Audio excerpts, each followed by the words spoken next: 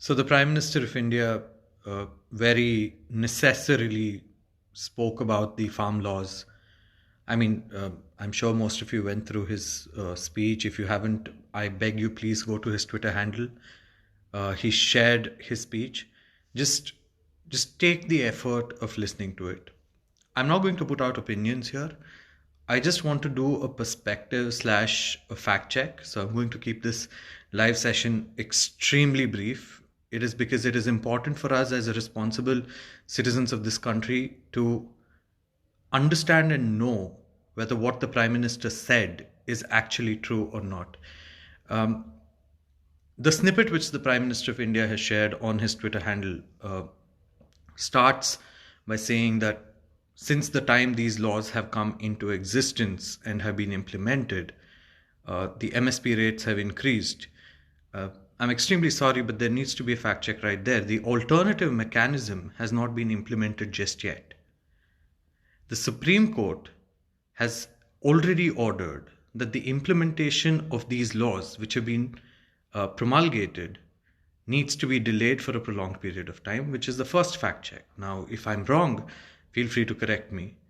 The Prime Minister then goes on to draw some analogies. He says that the opposition is asking and the farmers are asking, we never asked for it, but still, why did you bring it into place? And he talks about the anti-dowry laws, the instant triple talaq law, the abolition of child marriage, the regulation of marriage age.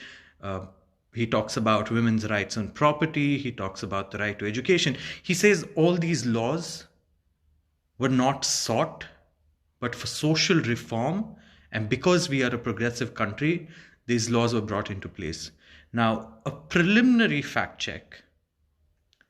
These are social evils because of which the women of this country, the children in this country were suffering for years.